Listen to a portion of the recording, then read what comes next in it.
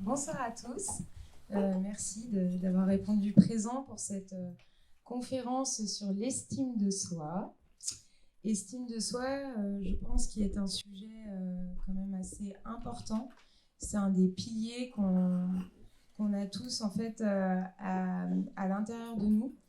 C'est une des, en fait, l'estime de soi, selon moi, après on va en parler de toute façon toute la soirée avec les intervenants, mais c'est vraiment l'évaluation qu'on a de soi-même et la valeur qu'on peut s'accorder au jour le jour dans les différentes situations que l'on traverse.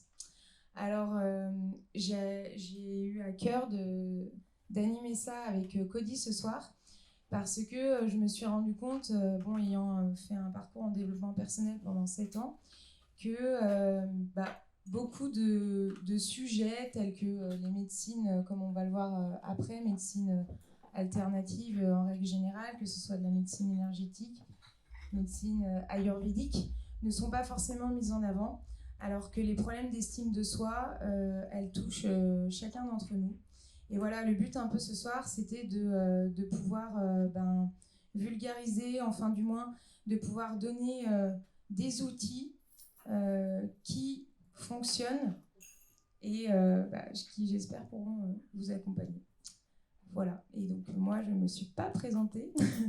Je suis donc Anne-Claire et je suis professeure de yoga et j'organise des week-ends et des voyages bien-être. Alors, on va commencer avec Marina. Bonsoir. Marina, qui est donc... Voilà, avec la petite musique. Donc, Marina, qui est coach professionnelle, spécialisée en estime de soi et en confiance en soi. Alors, Marina, tu vas pouvoir, si tu le souhaites, te présenter, dire un petit peu ce que tu proposes aux personnes que tu accompagnes et ta façon de voir comment est-ce que quelqu'un qui a une problématique d'estime de soi, eh bien, est-ce qu'elle peut trouver des ressources avec ta technique. Bonjour à tous, merci Anne-Claire, je suis ravie d'intervenir ce soir. Donc, je m'appelle Marina, j'ai 32 ans, je suis d'origine russe arménienne. J'ai travaillé 13 ans en marketing et en commercial avant de devenir coach professionnel certifié et du coup de me reconvertir. Le coaching, qu'est-ce que c'est peut-être pour ceux qui ne seraient pas très familiers de ma pratique? Le coaching, c'est comme un partenariat. En tant que coach, je travaille avec mon client, ma cliente, pour les accompagner à développer, par exemple, leur estime d'eux-mêmes.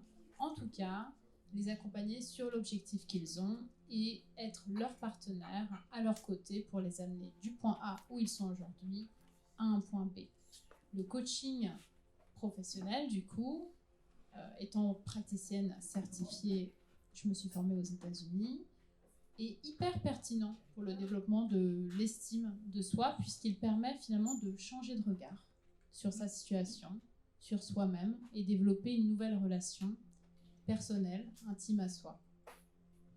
Merci. Alors, comment est-ce que...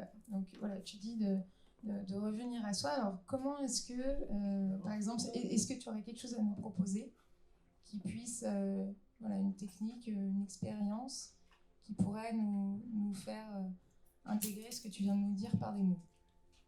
Alors moi, j'aime beaucoup accompagner les personnes à reconnecter à leurs richesses intérieures.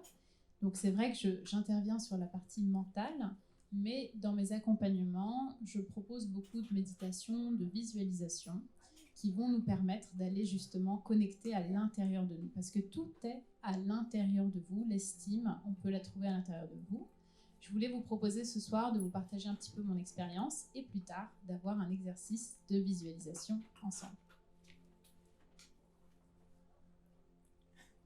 Alors du coup, moi je suis arrivée en France à l'âge de 5 ans, étant la grande sœur de la famille et étant aussi la personne qui a appris à parler le français le plus rapidement, je suis très rapidement devenue un pilier dans ma famille. J'étais toujours dans la suradaptation, je devais un peu être le caméléon. Et à l'école comme à la maison, je me devais d'être la grande sœur exemplaire. Je n'avais pas vraiment le choix.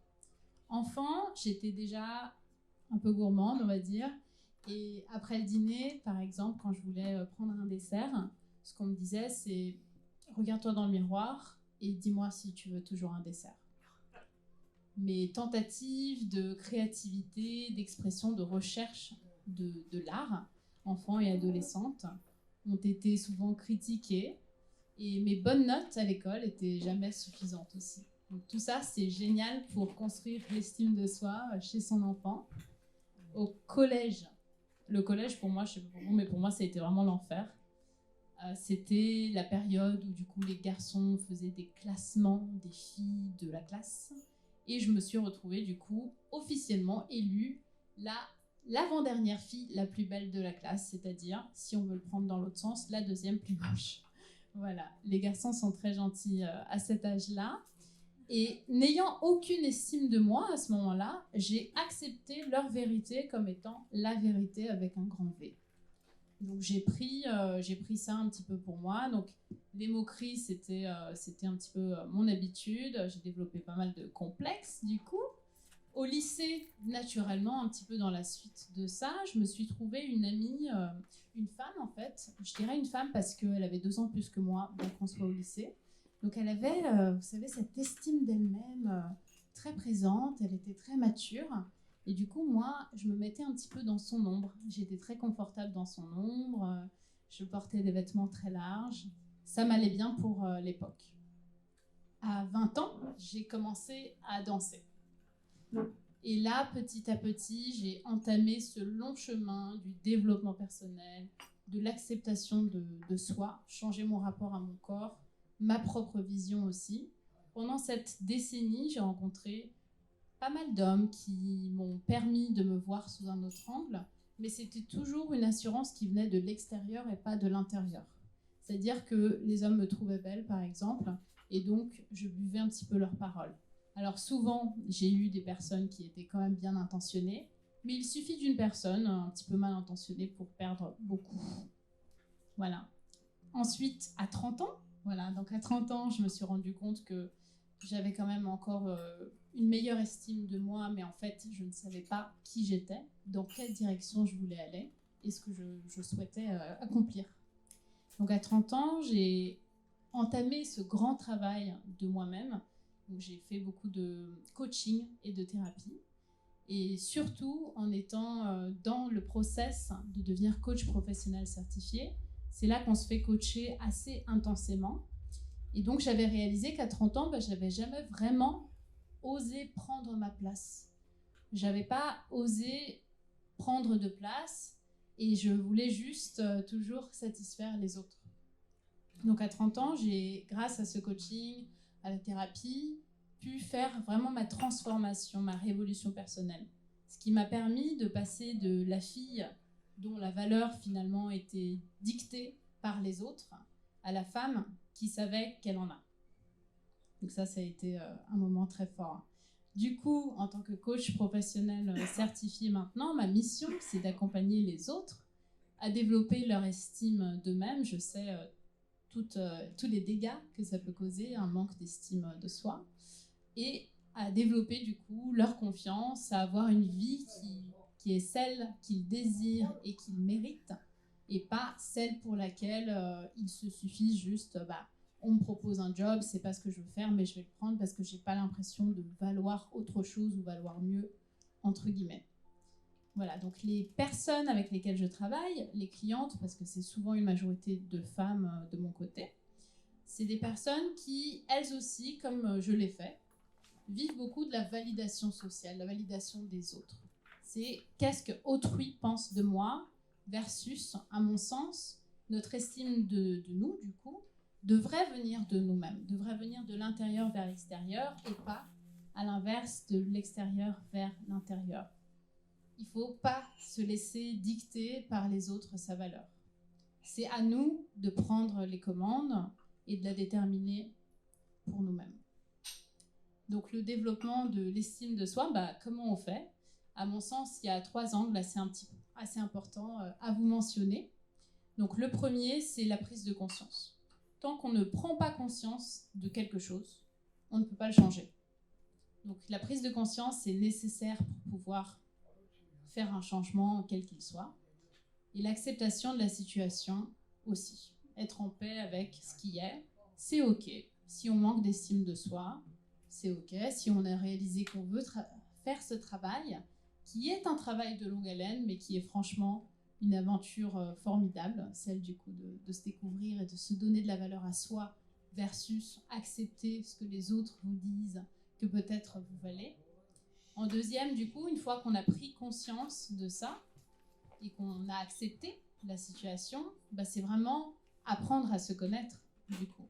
Devenir soi-même son ou sa meilleure amie. S'écouter de l'intérieur. Et se parler comme si on était son ou sa meilleure amie. Pas se dire « Ah, je suis nulle parce que si ». Vous n'êtes pas nul parce que si. Vous pouvez vous désengager de l'action ou du résultat. Vous avez peut-être fait quelque chose qui n'a pas abouti au résultat que vous souhaitiez. Ça ne fait pas de vous quelqu'un de nul. Le troisième point, du coup, une fois qu'on a développé, qu'on a pris conscience, qu'on a développé sa connaissance et son estime de soi, du coup, c'est aussi, en fait, célébrer les petites victoires. Ça m'a mis un moment à revenir parce que c'est quelque chose sur lequel je galère encore un peu. Donc pour les personnes qui, comme moi, sont très exigeantes avec elles-mêmes, peut-être que ça vous vient aussi d'un parent qui était un peu trop exigeant et que c'est quelque chose que vous avez gardé en étant adulte.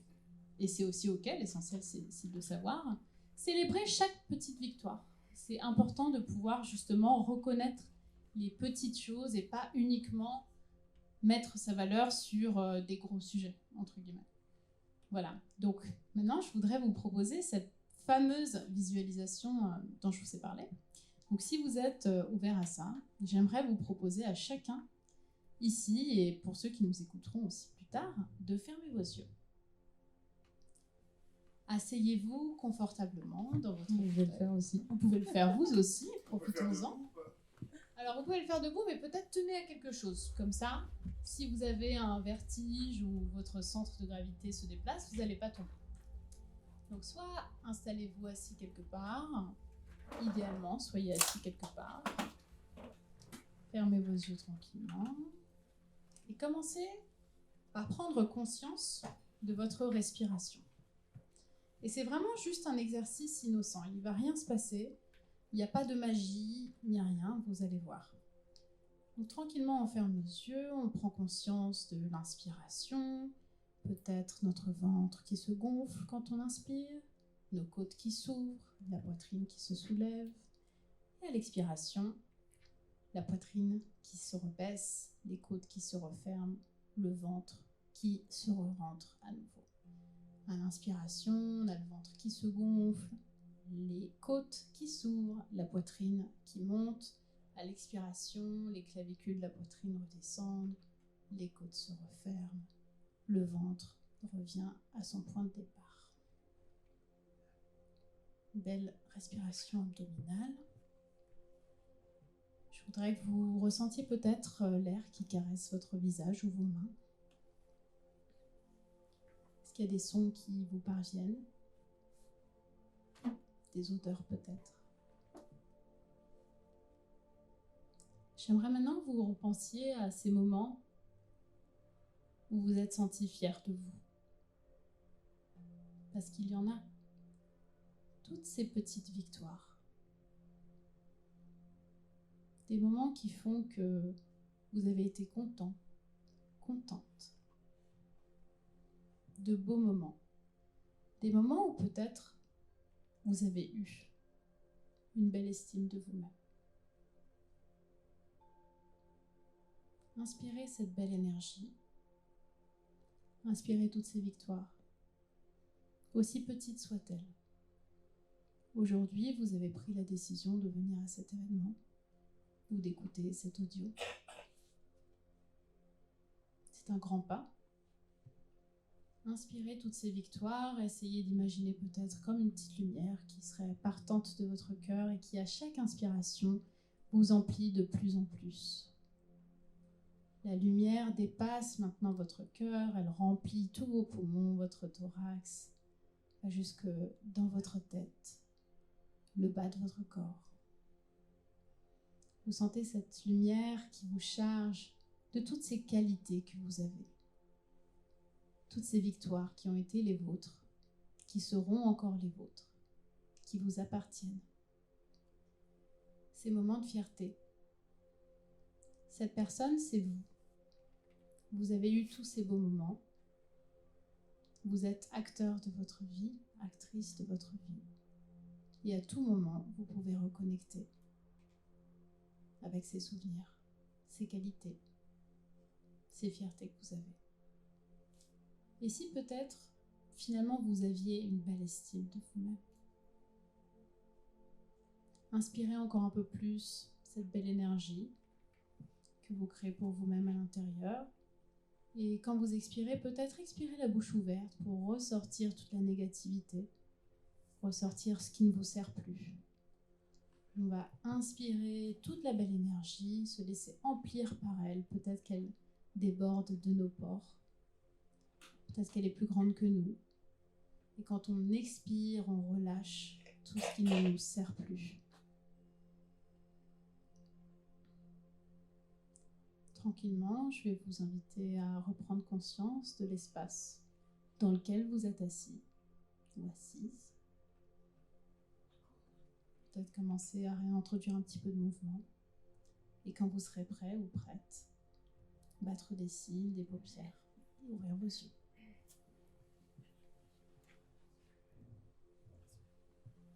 J'espère que vous avez fait un bon petit voyage. Merci. Alors, je voudrais vous parler d'un dernier concept avant de vous laisser sur aussi une citation que je vous ai prévue. Ce concept, c'est celui de hacker son cerveau. Vos actions sont déterminées par vos émotions et vos émotions sont dictées par vos pensées. La bonne nouvelle, c'est que vous pouvez décider de ce que vous pensez. Vous n'êtes pas vos pensées. En changeant sa pensée, on change du coup l'émotion que l'on ressent et in fine l'action qui en ressort. Quelle action pensez-vous que je vais entreprendre si ce que je me dis dans ma tête c'est que je suis nulle versus qu'est-ce qui se passerait si ce que je me dis dans ma tête c'est que je suis talentueuse et que je sais rebondir dans toute situation. Sans doute pas le même résultat, n'est-ce pas? Oui, exactement. Ouais. Oui, donc hacker son cerveau. Hacker son cerveau. Dans le deuxième cas, tu favorises la prise de risque et l'innovation. Dans le premier cas, tu vas pas bien loin. C'est vrai. Oui, c'est ça, c'est une question aussi de dialogue intérieur et de ce qu'on se dit, en fait, de ce qu'on se projette à soi-même en permanence, quoi. Ouais. C'est pour ça le point sur développer son estime de soi. Le deuxième point, c'est aussi autour de la compassion envers soi-même. On ne peut pas vraiment être dans la compassion des autres si on ne se l'accorde pas déjà à soi. Comme l'amour.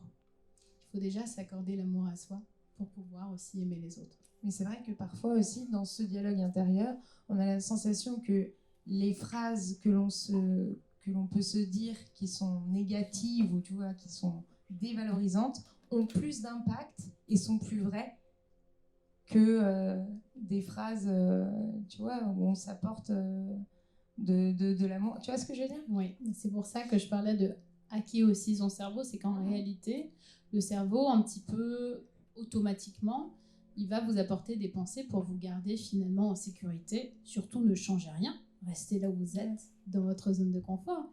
Si vous êtes habitué à avoir une faible estime de vous-même, malheureusement, et du coup, peut-être ne pas oser grand-chose, bah, évidemment, votre cerveau va vous bousculer automatiquement vers ces pensées-là qui vont vous empêcher de faire quoi que ce soit. La pensée « je suis nul », c'est un réflexe à acquérir, à développer, une habitude à prendre, je dirais, que d'aller nourrir ces pensées plus positives.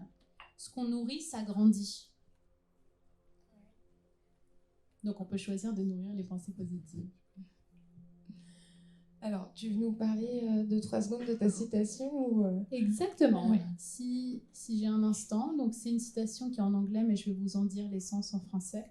C'est une citation de Marianne Williamson, une très belle citation, et ce qu'elle dit, c'est que, en fait, ce dont on a peur, c'est de briller. Ce dont on a peur, c'est de notre puissance. Or, on est tous faits pour briller, et finalement, c'est en s'autorisant à soi de briller qu'inconsciemment, peut-être, on autorise les autres à briller eux aussi. C'est bien, c'est bien dit. Citation. J'espère qu'elle apportera de l'inspiration. Merci Marina. Donc si vous avez des questions, vous pourrez les poser à la fin. N'hésitez pas à les garder dans un petit coin de votre tête. Je ne l'ai pas dit tout à l'heure. Donc voilà, et donc Marina, elle représentait le côté plus mental, ce qui peut se passer au niveau mental lorsqu'on a un challenge au niveau de l'estime de soi. Et donc maintenant, on va s'adresser à Souila, qui elle va nous parler de l'estime de soi du point de vue émotionnel. Voilà, alors Souila, bonsoir.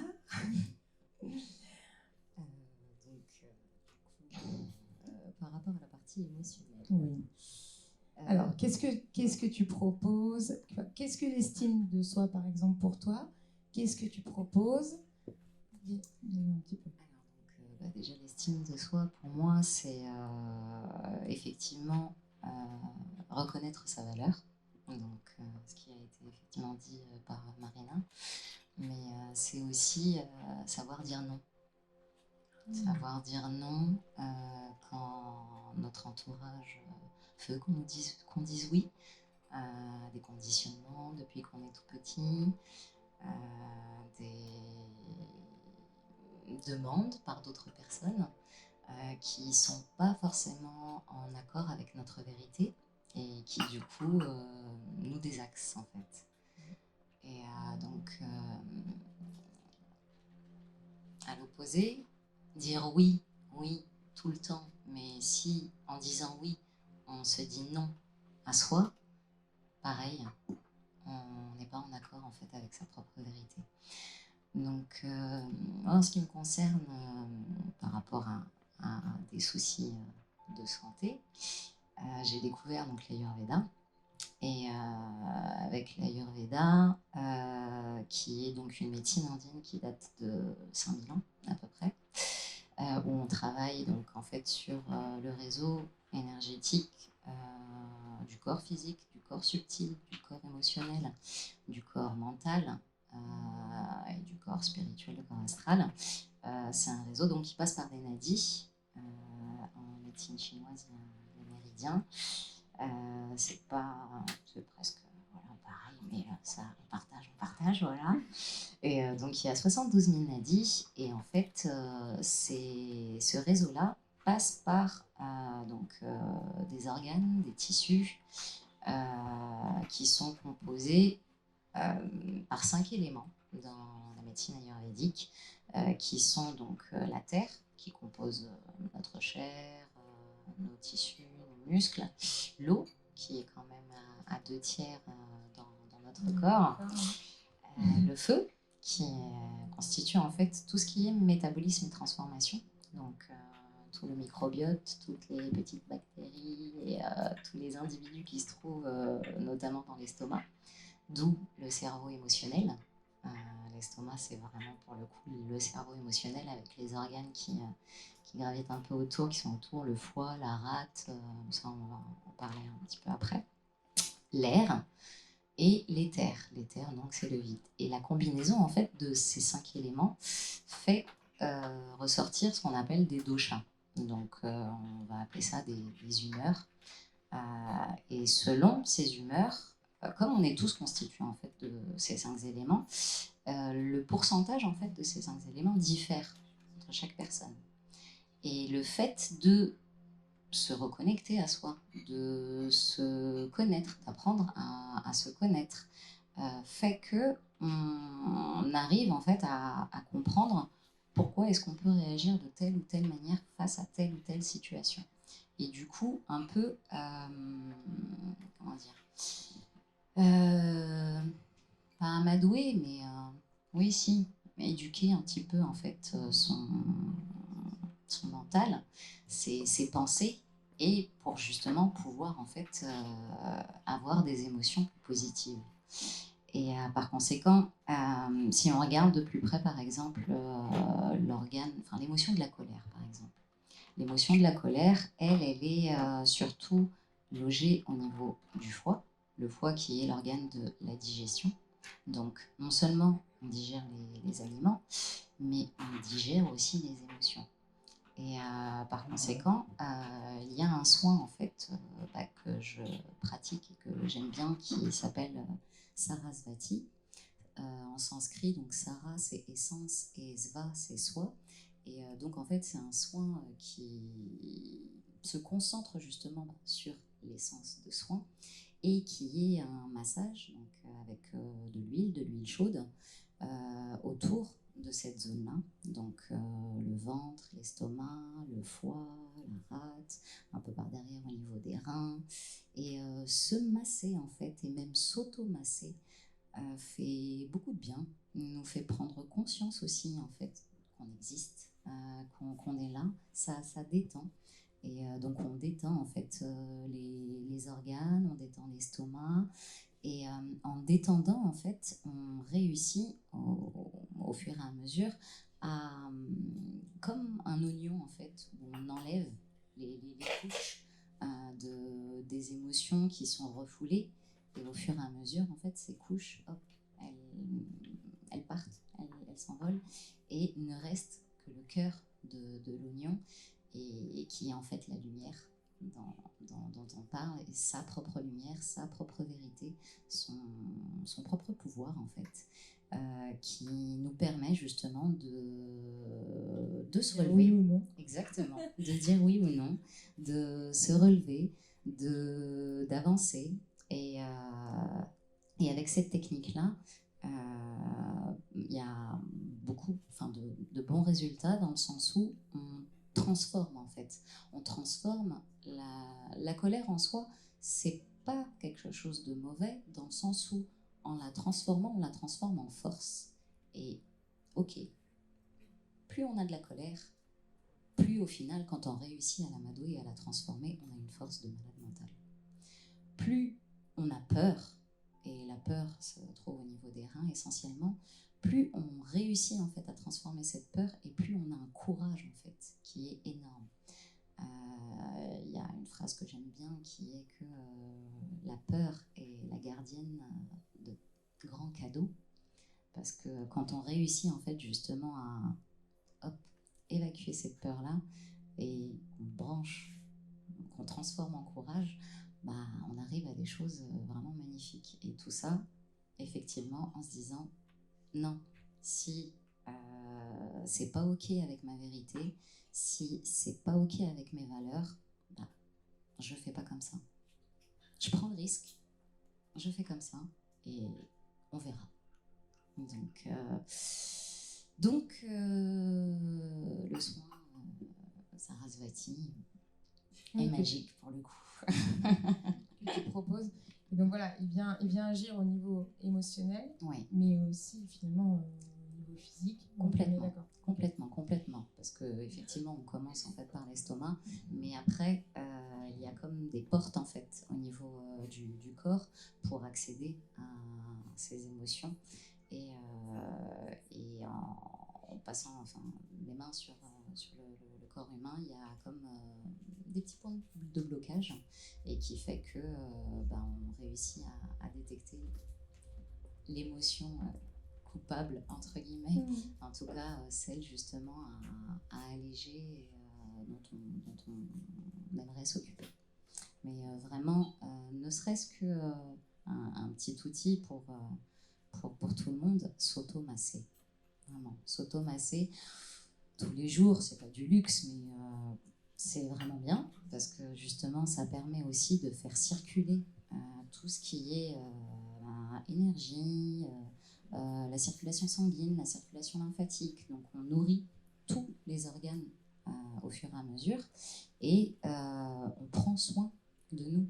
Parce que l'estime de soi, effectivement, c'est de l'amour qu'on s'apporte, mais c'est aussi le fait de se toucher.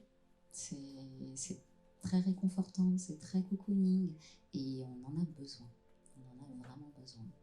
Donc après, au niveau des émotions, quand par exemple on a un petit peu trop de colère, on va dire, et qu'on ne réussit pas à la transformer en force, mais qu'elle dépasse et qu'elle va sur autrui, là, faut juste faire attention justement à se respecter, certes, à garder sa dignité, certes, mais sans tomber dans le côté arrogance ou orgueil ou surestime, justement. Mais il faut trouver l'équilibre. Oui, après, ça, c'est après le rapport avec l'extérieur. Et déjà, comme tu disais tout à l'heure, je trouvais ce qui était hyper intéressant, c'est au niveau émotionnel, donc de reconnaître que même si c'est une émotion qui n'est pas forcément très... tu parlais de la peur, etc. Oui. Mais bon, on peut parler voilà, d'un manque d'estime de soi ou de situations qui sont comme ça. Ben, du coup, ça a aussi toute sa puissance. Voilà. T'as l'opposé, voilà. Et ça, je trouve que c'est exactement, oui. Très important que tu l'aies précisé. Alors, et donc, tu nous parlais donc des massages, etc. Donc, et de se masser, et c'est quoi? C'est ce massage au niveau du nombril? Alors, en fait, c'est autour... Parce que les gens ne savent pas. Oui, alors en fait, c'est autour du nombril et vraiment toute la zone un peu au-dessus, donc en dessous du diaphragme, pour essayer justement d'englober tous les organes en fait qui se trouvent dans cette zone-là, donc entre le diaphragme et le bassin. Et au niveau du dos, au niveau de l'arrière, juste un peu en dessous des côtes, pour essayer justement d'englober et de masser les reins par rapport à l'émotion de la peur. Mais je voulais dire autre chose. S'il te plaît. Soit c'est que c'est pas utile, oui, ça revient. Si, justement. Voilà. Pourquoi le nombril? Parce qu'au final, on repart au cordon ombilical. Au cordon ombilical qu'on avait justement dans le ventre de notre maman, au cordon ombilical qui relie aussi notre âme au ciel. Et alléger cette zone-là permet justement d'estomper en fait les émotions refoulées. Et par conséquent, le nabi, cette zone-là s'appelle le nabi, donc en sanskrit. Le fait de la nourrir, donc mettre un petit peu d'huile selon les humeurs, donc les doshas des personnes, ça on le voit après avoir fait un bilan à la première consultation avec la personne. En nourrissant justement le nombril, on réussit en fait à nourrir tous les organes. Parce que les nadis, donc le canal énergétique dont je parlais tout à l'heure, passe par tous les organes. C'est ça, c'est le centre. Exactement. D'où Sarasvati, l'essence de soi et cette zone-là. Donc vraiment, même, vous, nous tous, on peut le faire aussi et vraiment prendre conscience que même si parfois on est un peu submergé ou par nos émotions justement, ou se dire que si on s'aime, c'est pas de l'égoïsme déjà, c'est au contraire prendre soin de soi pour mieux prendre soin des autres. Quand on regarde au sein d'une famille une maman ou un papa qui va pas très bien, les enfants le ressentent. Ils le ressentent tout de suite. C'est des éponges. Nous aussi, en devenant adultes, mais parfois on oublie un peu avec l'ego qui prend le dessus ou le mental. Mais quand une maman ou un papa prennent soin d'eux, les enfants le ressentent et se portent mieux aussi. C'est comme si en fait on allumait une bougie justement. Quand on l'allume dans la lumière, on la voit un petit peu, mais on ne la voit pas trop briller. Quand on l'allume dans le noir total, on la voit vraiment briller. Donc s'il y a des choses autour de nous qui sont pas cool, qui nous embêtent, c'est pas grave. Notre lumière, elle brillera encore plus au contraire. Et le travail qu'il y a à faire, c'est juste de prendre justement conscience de cette lumière, de cette essence, de rester aligné, de rester en accord avec notre vérité, et du coup, ne pas oublier l'honnêteté et pouvoir en fait se regarder aussi en face dans une glace. Et du coup, quand on réussit en fait à faire cet alignement-là, tout le monde en bénéficie autour de nous en fait. Oui, c'est ça. Et puis on ressent la valeur que l'on s'accorde, donc cette estime-là, elle peut se nourrir au fur et à mesure, et on reprend comme ça les petits pas, petit à petit, on reprend. Après, on passe à la confiance en soi, effectivement. Voilà. Mais du coup, on prend compte et conscience de ses capacités, de ses limites, et qu'on peut repousser justement avec le travail qu'on fait sur soi, et ainsi de suite. Et ensuite, cette bougie-là, hop, elle en contamine une autre, qui en contamine une autre, qui en contamine une autre, et après, dans la pièce, il ne reste plus que quelques petites ombres. Voilà. Merci, Souila. Merci à toi. Alors, voilà. Bonsoir à tous. Alors, passons maintenant à l'estime de soi d'un point de vue énergétique. Exactement. Donc, moi j'ai une pratique, donc pour faire le point un petit peu sur ma pratique, puis je vais revenir sur mon petit parcours et comment l'aspect énergétique a un impact sur l'estime de soi. Donc moi j'ai une pratique, que ce soit un petit peu verbale et corporelle, en prenant en compte la globalité de l'être, donc dans sa dimension physique, mentale, émotionnelle et énergétique, bien entendu. Donc l'idée un petit peu en complément de ce qui vient d'être très bien dit de la part de mes deux partenaires, c'est qu'on a un rapport énergétique aussi qui est directement lié à l'estime de soi. Ça, si vous voulez, l'idée un petit peu de ce rapport, c'est de trouver le juste équilibre entre l'intérieur et l'extérieur. Et trouver le juste équilibre finalement entre l'intérieur et l'extérieur, c'est, on est tout au long de notre vie influencé par nos parents, notre éducation, comme ça a pu être dit, et ça laisse des traces. Ça laisse des traces énergétiquement, émotionnellement, mentalement. C'est même des fois plus ancien, ça c'est chacun sa philosophie, mais c'est des fois même plus ancien à notre éducation. Et dans la médecine chinoise, on a différents types d'énergie.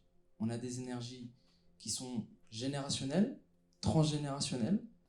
On a des énergies qui sont de l'ordre de chacun des humains, une mémoire collective. Et on a également en tant qu'individu des mémoires,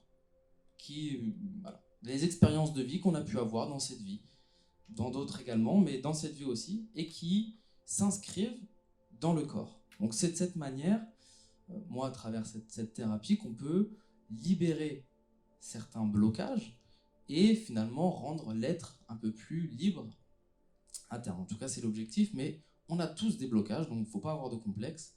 Personne n'est parfait, et c'est une des raisons pour laquelle on est ici. Donc on est influencé tout au long de notre parcours en tant que jeune, et on n'est pas forcément objectif avec nous-mêmes. C'est ça le problème, c'est le regard qu'on a sur nous-mêmes est souvent très biaisé. On a tendance des fois un petit peu se plaindre d'une situation, à la subir plus fortement, parce qu'elle est dans notre chair et qu'on l'a vécue. Donc c'est pas toujours simple d'avoir ce recul, cette hauteur. Quand on est enfant, on n'a pas cette hauteur, et donc cette mémoire énergétique s'inscrit dans le corps.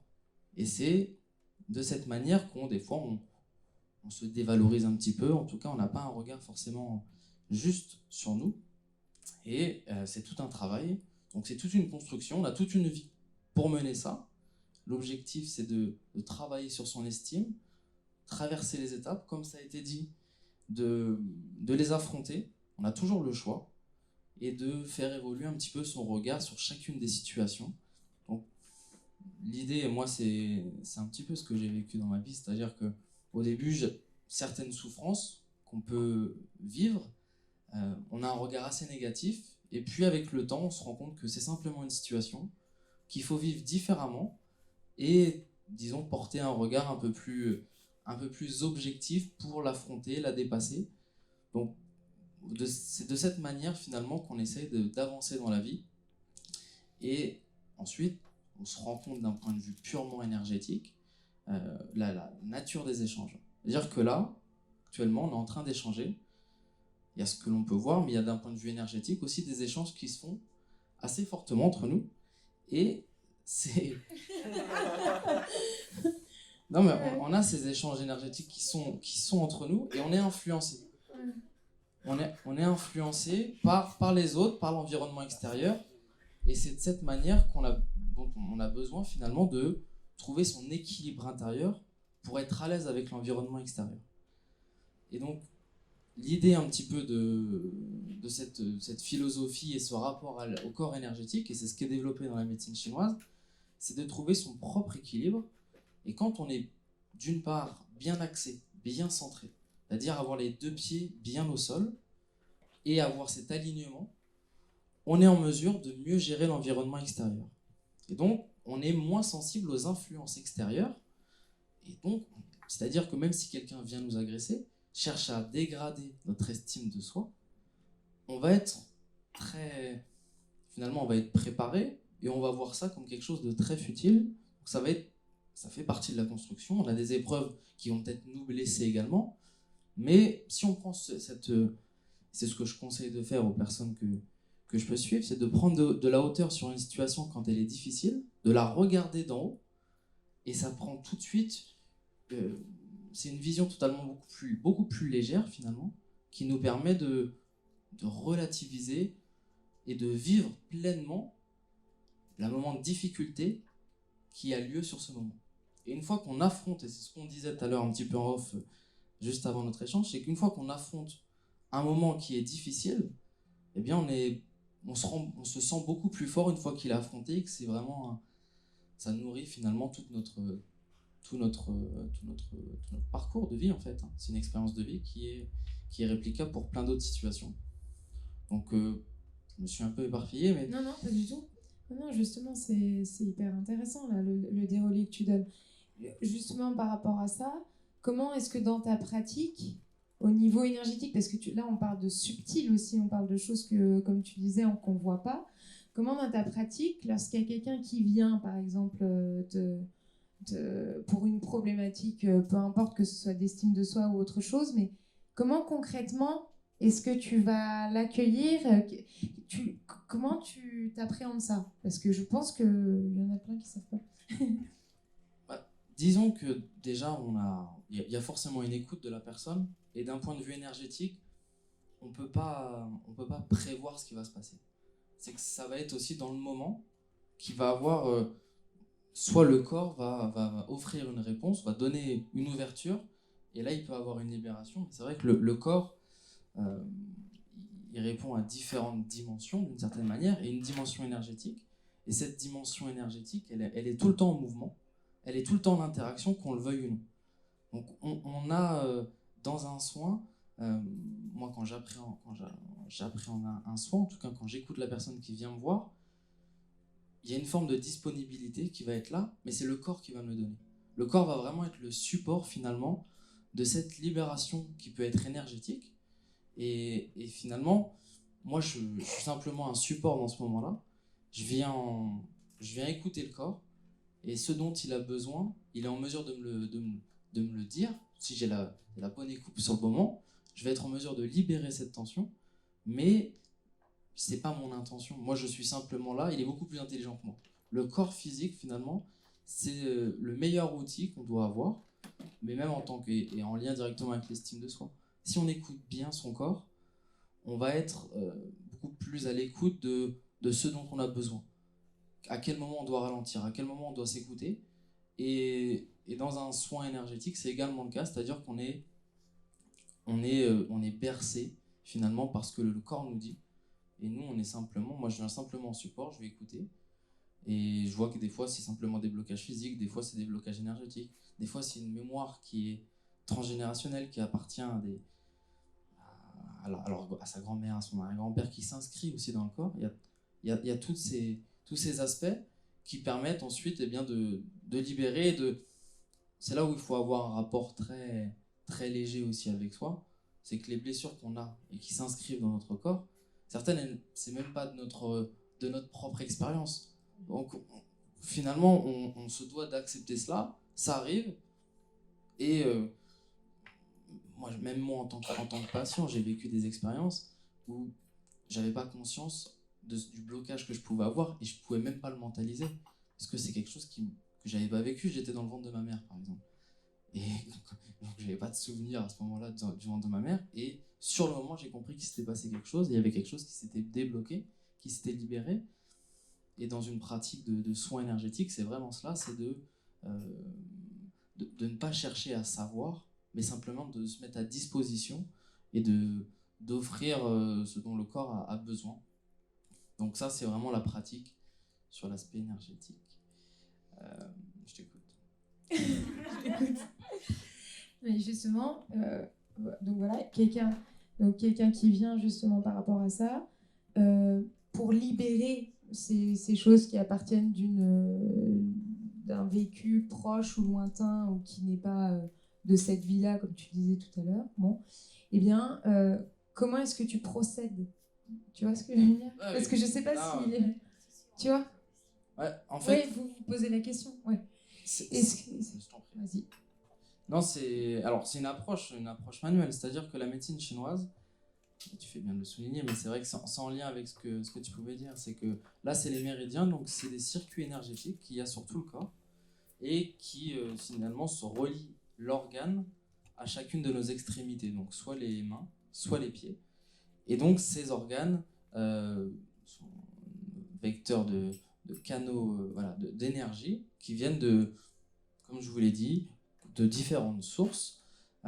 Et donc ces canaux énergétiques permettent aussi le fonctionnement énergétique de chacun des organes dans notre corps. Donc il y en a 12 méridiens principaux et ensuite il y a des compléments.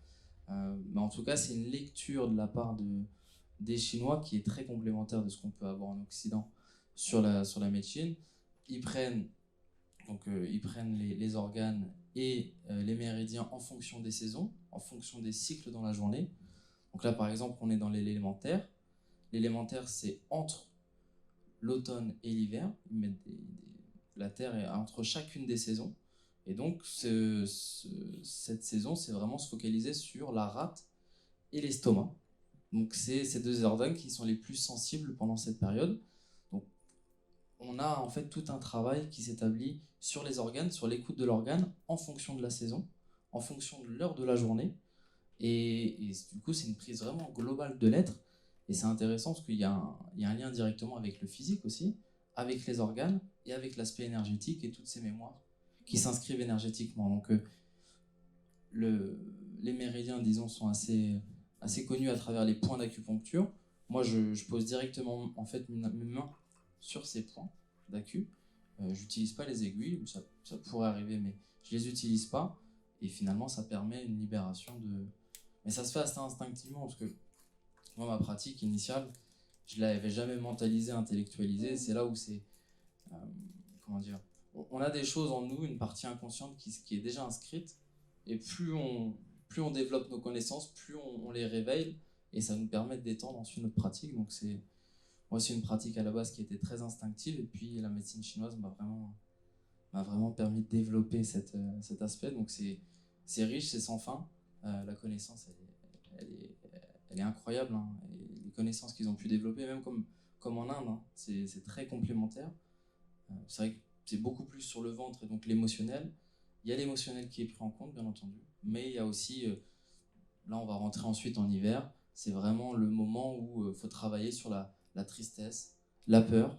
Il y a des émotions qui sont liées aussi à chacune des saisons, à chacun des organes, et c'est très très juste quand on le pratique. Donc, Et par contre, par exemple, un manque d'estime de soi ou je ne sais quoi va pouvoir se mettre sur un organe différent chez chacun. Enfin, ce que je veux dire, c'est que c'est pas forcément l'estime pour la rate ou je ne sais quoi. Non, tu vois, c'est du personnalisé, quoi. C'est ce que tu disais tout à l'heure. Exactement. Ça dépend vraiment de la personne, de son histoire, de tout ça, quoi. Ok.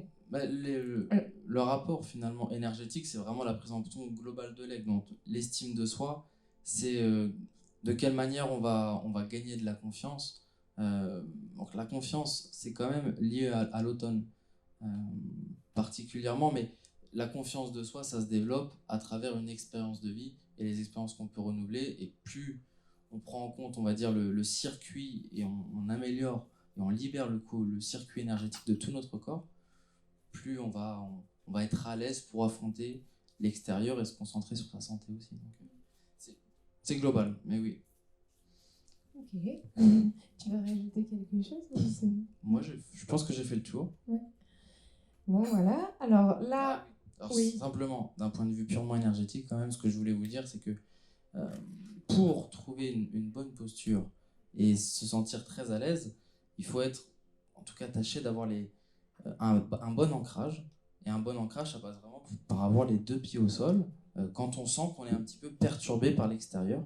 Donc l'idée, c'est de garder cet ancrage pour des fois mieux affronter une situation, une relation. Voilà ce que je peux Parce vous qu'on dire. a tous les pieds au sol. Non, mais oui, c'est vrai. Ouais. Alors, Vérane, t'as les 9 pieds au sol ou pas? C'est à toi. Alors, Vérane va nous parler, donc, pour cette dernière partie, de l'estime de soi. Alors là, au niveau du corps physique, Vérane qui est coach en souplesse. Bonsoir. Du coup, je suis coach en souplesse holistique et thérapie par le mouvement et j'accompagne des personnes qui ont envie de se reconnecter à leurs sensations et à leur corps parce que comme Valentin, je pense que tout passe par le corps et que notre corps, c'est comme une carte qui a intégré tous les événements de notre vie et la façon dans laquelle on les a gérés. Et donc l'idée, c'est de revenir à l'essentiel, au corps, écouter ce qui se passe à l'intérieur, ce qui nous fait du bien, les zones du corps qui sont plus souples, pourquoi elles sont souples, et à l'inverse, où il peut y avoir des résistances, comprendre un petit peu la construction qu'on a de notre propre corps, qui peut évoluer au fil de notre vie. Et après, j'accompagne essentiellement des femmes, parce que je pense qu'en tant que femme, on revient de loin, et le corps, c'est un vrai sujet. On s'est beaucoup comparé aux autres, on a beaucoup voulu nous contrôler, et l'idée, c'est de reprendre confiance en soi, via le corps, être bien dans son corps, être bien dans ses baskets. Et j'utilise aussi la danse comme un moyen d'expression pour revenir au sens et vraiment être attentif à tout ce qui se passe à l'intérieur de nous, pas tellement s'occuper de ce à quoi ça va ressembler, mais plus comment on se sent quand on bouge et laisser les émotions et l'énergie circuler dans notre corps. Voilà. Voilà, alors donc, par exemple, il y a une personne, donc tu dis que tu accompagnes essentiellement des femmes. Après, j'interviens aussi en détention, donc Voilà. du coup, là, ça va être des choses un petit peu différentes, et c'est des hommes, pour le coup. Et j'ai la chance aussi, depuis quelques temps, d'accompagner l'équipe de CC Foot de Strasbourg. Donc, c'est le foot pour les aveugles et non-voyants. Donc là, ça va être des choses un petit peu différentes, mais la perception qu'on a de son corps, elle est déterminante, peu importe dans quel domaine, qu'on soit sportif de haut niveau ou pas. Oui, tout à fait. Et donc, du coup, pour des personnes, parce que là, il parlait justement d'ancrage juste avant, Ouais. tu as la sensation aussi que quand tu accompagnes les personnes, ça les fait vraiment redescendre dans le corps ou comment ça se passe en fait quand tu... Non mais c'est vrai, comment ça se passe une séance avec Vérane? Lors de mes séances, on a généralement les yeux fermés, ce qui permet du coup de justement repartir dans le corps et juste écouter ce qui se passe à l'intérieur et uniquement voir où est-ce que ça fait du bien. Enfin, l'idée, c'est vraiment d'être curieux et d'aller chercher le mouvement et explorer avec soi-même. Et après, on va étirer tout le corps et voir où est-ce qu'il y a des résistances, où est-ce qu'à l'inverse, c'est agréable, pour essayer de délier tout ça grâce au mouvement et à la respiration.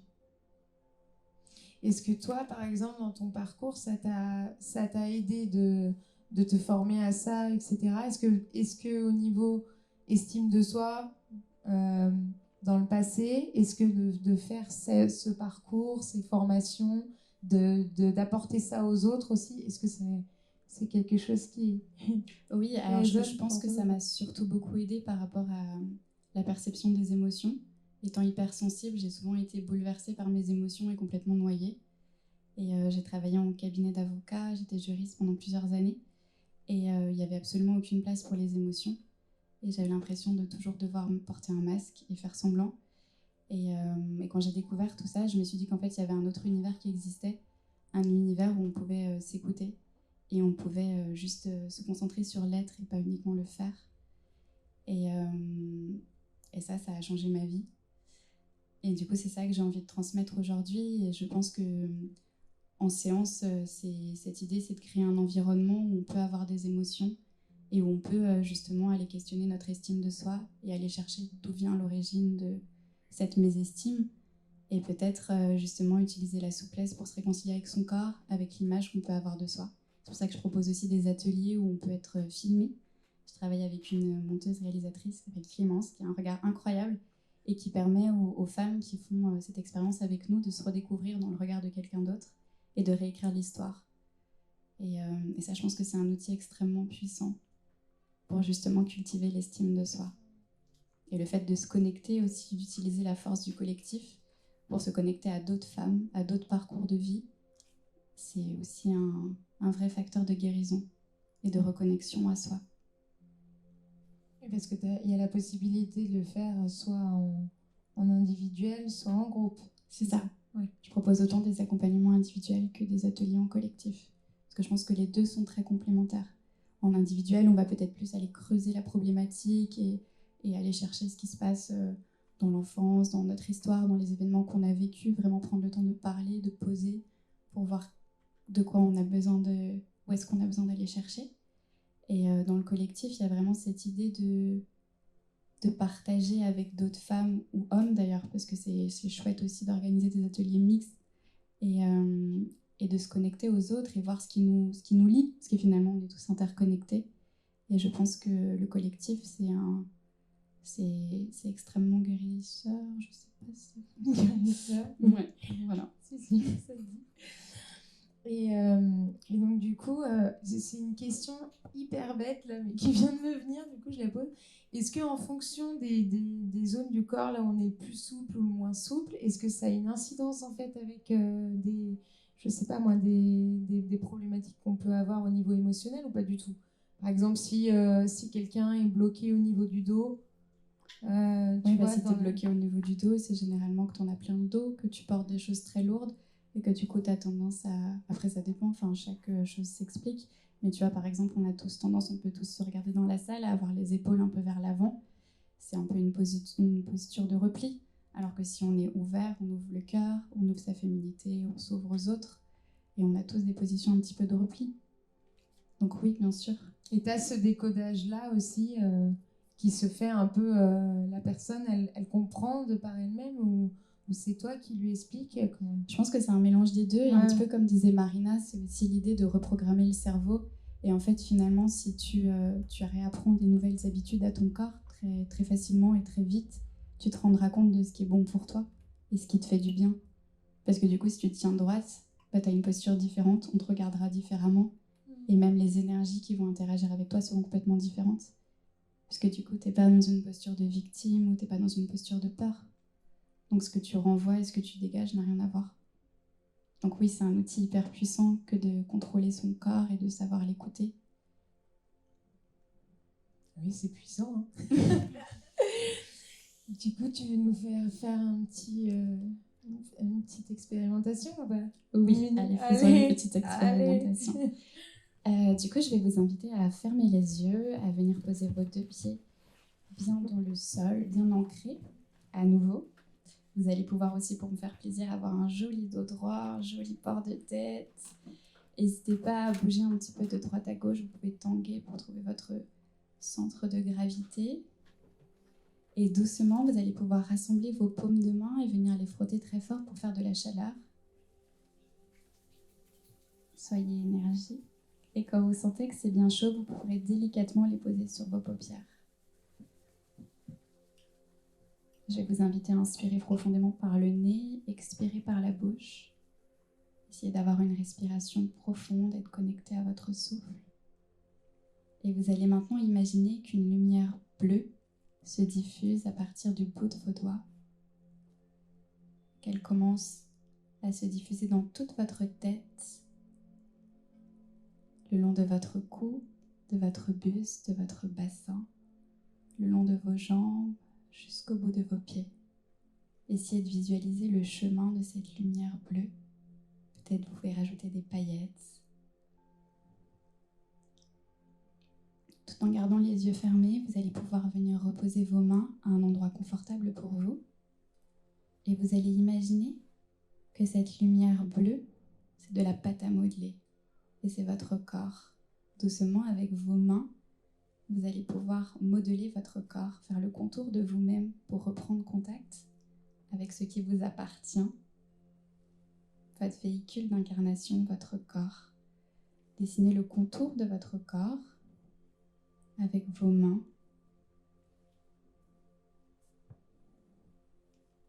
Prenez ce petit moment pour vous, personne ne vous regarde, vous avez tous les yeux fermés. Ou peut-être vous pouvez juste écouter les zones de votre corps qui sont tendues, celles qui à l'inverse sont plus détendues.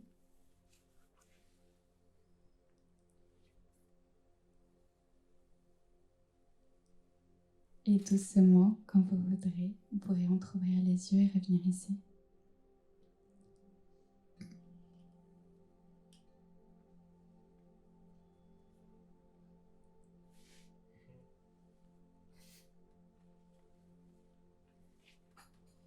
Revenu. Il n'y a que moi qui suis pas revenue. Bon, ok. Merci, Anne. Là, ce que je vous propose, c'est ceux qui souhaitent vraiment avoir des échanges plus personnels avec chacun des praticiens. Vous pouvez le faire à partir du moment où ils sont disponibles. Je ne sais pas si tout le monde reste après, oui. Oui, vous restez. Voilà. Pour nous, donc la conférence, elle sera disponible sur Internet. Donc là, tout a été enregistré. Du coup, elle sera disponible sur Internet, sur ma chaîne YouTube et sur la chaîne du Wishing Channel. Autrement, voilà, merci d'avoir répondu à cette aventure. Merci Cody, merci Otekawa, merci Edouard et tout son compatriote qui est gentiment venu, et à vous tous voilà, d'avoir répondu présent. Voilà.